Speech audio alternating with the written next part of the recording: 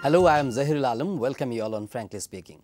Our guest today is Trina S. Haque, lead economist of World Bank office in Ethiopia. Trina is a Bangladeshi national and has been working in World Bank since 1994. Prior to joining World Bank as a young professional, she worked in Bangladesh Institute of Development Studies BIDS as a research associate, where she focused on poverty trend and dynamics from 1986 to 1988. She is a trustee of International Center for the Study of Bengal Art and a Rabindra Sangeet singer. Trina studied economics in University of Cambridge, UK, and stood first in Humanities Group in 1981 from HSC from Holy Cross College under Dhaka board. Welcome, Trina S. Haque on Frankly Speaking. Thank you. Trina, we're extremely delighted that you're here on Frankly Speaking. Actually, we just invited you to know about your global working experience, especially you have been working in Ethiopia for a couple of years. Would you please share some of your experience? What are the main focus of your work in Ethiopia as a lead economist in the World Bank office? Okay, thank you, Zahir. In Ethiopia, I am what is known as a Human Development Cluster Leader, which means that my areas of focus are education, health, and what we call social protection, by which we mean means that allow us to reach the poorest of the poor in a country and make sure that they don't fall through the cracks in any growth strategy that there is. So this is where I work. It has been a very, very interesting program that we have developed over the years. I've been based in Ethiopia for the last year or so, but actually have been working on Ethiopia for about 4 to 5 years now. From Washington? From Washington, that's right, which is where the World Bank headquarters are located. And we run a program which provides overall to Ethiopia about $600 million a year, and quite a large part of that. For how many projects? It can vary from year to year. This is an annual program of lending that we have for Ethiopia currently. Roughly between 4 to 6 projects, new projects per year. And I handle the human development part of, I lead the human development part of the program. So I understand that all of the components of your project undertaken by the World Bank in Ethiopia are related, closely related to the poverty alleviation process. Yes. So what is the total trend, the total structure of the poverty alleviation effort in Ethiopia? Well, we think that everything that we do, whether it's human development or growth or infrastructure, is contributing to poverty alleviation. The government of Ethiopia has a very strong poverty reduction strategy in place, and it has a dual focus. One is on services, and one is on infrastructure and growth. But growth that is broad-based so that everyone can participate in it. Currently in Ethiopia, I think the engine of growth is still agriculture. It is a largely rural economy. But as Ethiopia develops, it is trying to add non-traditional sectors in place and to really try and have a growth takeoff. It's been doing very well, 12% on average annual growth in real terms over the last 4 years, which is a very impressive record. Okay, taking into account the experience from Ethiopian model of poverty reduction effort, do you have anything to suggest Bangladesh which can be taken to scaling up its efforts for poverty alleviation in Bangladesh especially? Okay, let me mention a couple of things, but at the same time I want to say that Bangladesh itself has been doing very well. And there are things that we need to learn from Bangladesh also for the rest of the developing countries. So one of the things that I can say very clearly is that Ethiopia has focused very much on ensuring that there is very wide access to education and health. But access is not the only thing that is important in ensuring that that people really get the human investment that they need to be able to move ahead and out of poverty over the generations. You need also to ensure quality of education. And that is something that I think Ethiopia now is focusing on very much, to make sure that the quality of education at primary, primary, secondary and tertiary level really is improved, so that what children learn is useful and is used for work that the labor market needs, that the country needs. And I think that the quality of education, as well as ensuring broad access to education, is extremely important. One other thing that Ethiopia, I think, can offer the world is that in all of our indices, we find that Ethiopia has managed to ensure that it does very well in terms of control of corruption and some elements of the good governance program. So, for example, in public financial management, in auditing, in accounting, in ensuring that resources are actually used for the intended purposes throughout the system, it does very well and is above average for sub-Saharan Africa. And actually for developing countries as a whole. But despite of the facts you're talking about, still Ethiopia is under hugely poverty-stricken. Yes. So why? And I think that lifting 75 million people out of poverty is one of the biggest challenges that any country can have, and it will take time. But at the same time, I think that Ethiopia is learning and really trying to use the resources that it is getting from the international community and that it is mobilizing from domestic sources in the most effective ways possible. But it takes time. You cannot achieve the elimination of poverty overnight. But I think if you have a dedicated leadership, if you have champions within government and outside government, and you have a good investment strategy, I think that all of these things can contribute to accelerating the process. So interestingly, you mentioned that Ethiopia has developed a very successful model of fighting corruption especially. So very successfully they have been dealing with corruption. So you know that at present Bangladesh also fighting and combating corruption and other things, especially the governance level, to improve its governance level. So from Ethiopian experience, do you have anything to suggest Bangladesh how to fight, how to combat dealing with corruption especially? Yes. I think, again, perhaps two things. One is that it's very important to have examples from the top that corruption is something that will not be tolerated, to take action if it is discovered. And this the Ethiopians do take very seriously. And so there is strong leadership on this particular issue. And I think that that is very important in ensuring that do you see any political interference into the administrations? I have not seen that. There are checks and balances. Clearly, there is an administrative structure at every level. Ethiopia has a very decentralized form of government. So there is a national level, regional level, and also district level. And at every level of government, there is an administrative structure as well as a political structure. One delivers services, the other questions whether those services have reached the people, ensures that there are reviews, ensures that the people's voices are being heard.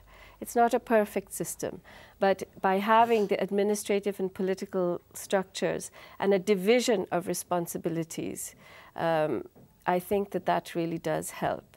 The second thing I wanted to mention, other than having a strong really view from the leadership that corruption should not be tolerated, it's very important to make sure that the regular citizen, the normal person on the street, has information about what resources should be reaching them.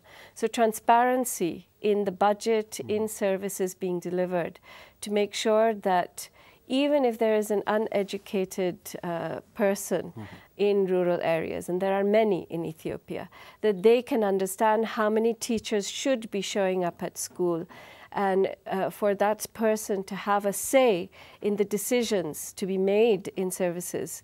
It's very important in controlling corruption and ensuring that the quality of services improves.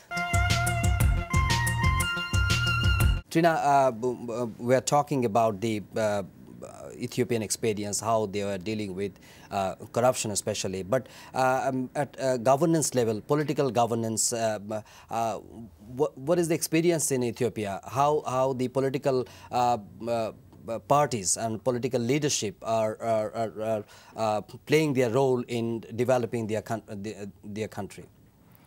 Well, Ethiopia has a multi-party government system. There is one party which is forming the government, but parliamentary elections have been held. Local government elections will be held this year, and the parliament is active. These are new democracies, so in Ethiopia, really, the true model of democracy really started in 1991, and so it's still very early days as yet. But you do have increasingly a great deal of activism and interest amongst the general population in terms of politics. So I want to share some of your thoughts about the Bangladeshi efforts in poverty reduction, especially you know that in several areas in achieving Millennium Development Goal, Bangladesh has already achieved some of the areas, especially girl education at primary level, reducing, lowering maternal mortality rate. Yes. So, and you also mentioned that there are a lot of things to learn from Bangladesh even.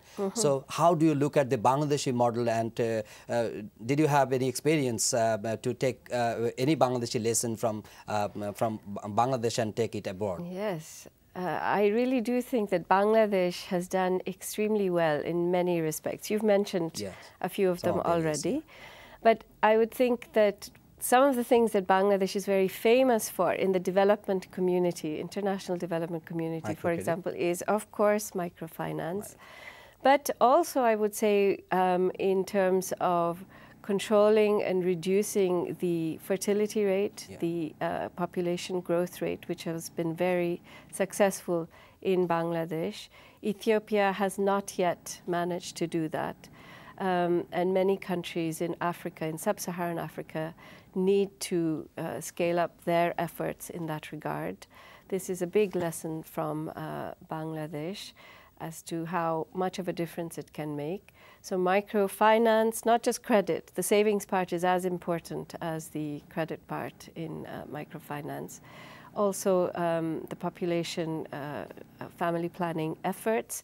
But in addition, I think just having women involved, the girls' education, but not just limiting it to girls' education, really making sure that there are employment opportunities, and ensuring that in terms of legal rights of women, I think Bangladesh has done quite a lot. There is quite a lot more that has to be done.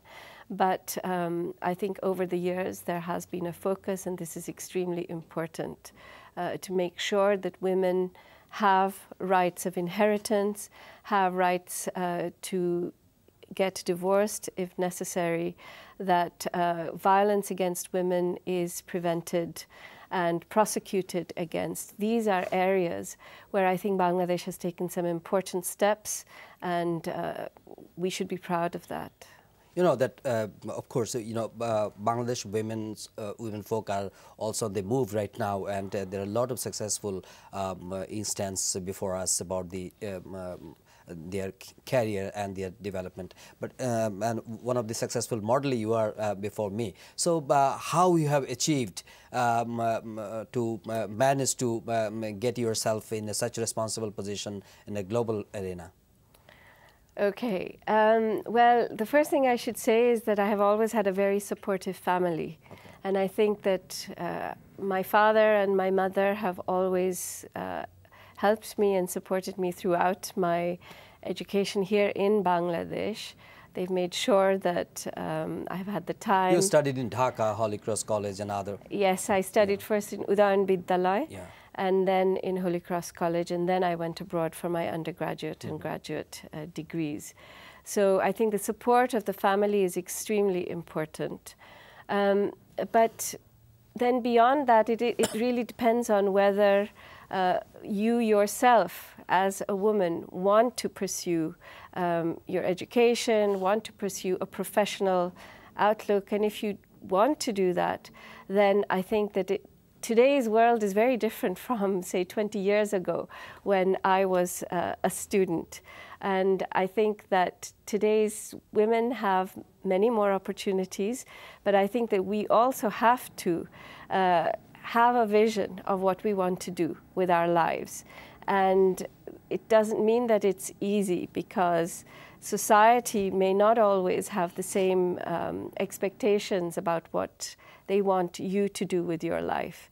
But I think that today's women have a lot of opportunities, and if they can have a lot of determination to be able to do something with their lives, then they can. I think having a good education, making sure that you invest in your education is a very important part of doing well. From your experience, so what kind of projects, especially from the World Bank side, can be taken for Bangladesh women folks development right now? Well, I think one of the things that we have supported from the World Bank really has been the female secondary stipend, which provides a small amount of money for every girl, child that that attends secondary school, plus maintains a certain average percentage in marks, attendance, and does not get married. And I think that that has been one of the single most important projects that the World Bank has financed for girls and women in Bangladesh. It's a very famous initiative. It's another one of those things that Bangladesh should really be very proud of. Would you suggest a protection of basic services project, what has been taken, initiated in Ethiopia? In Ethiopia, I think that actually Bangladesh has gone beyond that. Okay. Bangladesh is well beyond that, okay. I would say. Okay. However, the part of the PBS that might be useful in Bangladesh is the one that focuses on transparency and accountability initiatives in terms of getting more information to the people. I think that might be useful, not for women alone, but for men and women alike. You know that the current trend of economic trend in Bangladesh indicators is not very impressive. As a lead economist from World Bank side in a country office of World Bank, do you have any observations about the Bangladesh's economic way forward? I think that Bangladesh has been doing quite well. I think that we need to ensure that all of the opportunities that Bangladesh has are taken advantage of. I think Bangladesh has developed a very important ready-made garments and now textile industry, and we need to keep pursuing non-traditional exports to the extent possible. I think it really is important for Bangladesh to also continue to invest in high-quality education. I've noticed all over Dhaka there are universities, colleges everywhere, on every street almost, and that is wonderful to see. But we also need to make sure that the quality of education that our children are receiving and our young people at the tertiary level especially, that they're receiving really leads to them being able to participate in the labor market effectively. I think I could say a lot more, but I will stop here. Okay. As a Bangladeshi citizen, what you are looking at to do for Bangladesh in future? Well, I hope at some point I will be able to come back to Bangladesh and actually work here. I feel always, even if I am in an international organization representing the World Bank, I feel that I'm representing Bangladesh, really, first and foremost. So I feel that if I can do my job well, if I can do it with integrity and with competence, that says something, and I'm doing something for Bangladesh. But apart from that, I am involved with, as you've mentioned, the International Center for the Study of Bengal Art. Yes. So I hope to be able to continue to support that effort, because we need to learn and we need to expose to the world our great art heritage from ancient times, not just of today. Okay. I also am very involved with my father and my family in supporting a school in our home in Bogura, okay. In our village home there. And I hope to continue to be able to do that. And I am a member of Naripokko, okay. which is a women's activist organization, because that is a cause that is very close to my heart. And I hope that I can continue to somehow contribute to women's emancipation in Bangladesh. So how often you come to visit Bangladesh? At least once or twice a year. Okay. Yes. Trina, I mentioned at the beginning that you are a Rabindra Sangit singer. So I want to sing a few of your favorite lines from Rabindra Sangit. Okay, I will try, but it will. I will just do 2 sentences. Okay, no problem. No problem. If I can. Narao amar akhiro age, narao amar akhiro age, tomaro drishti hridaye lage, darao amar akhiro age. Thank you very much, Trina, for being with us, and it's very interesting that talking to you. Thank you. Yeah. Dear viewers, we appreciate her observation and sentiment expressed on some of the areas, especially in poverty reduction efforts of Bangladesh.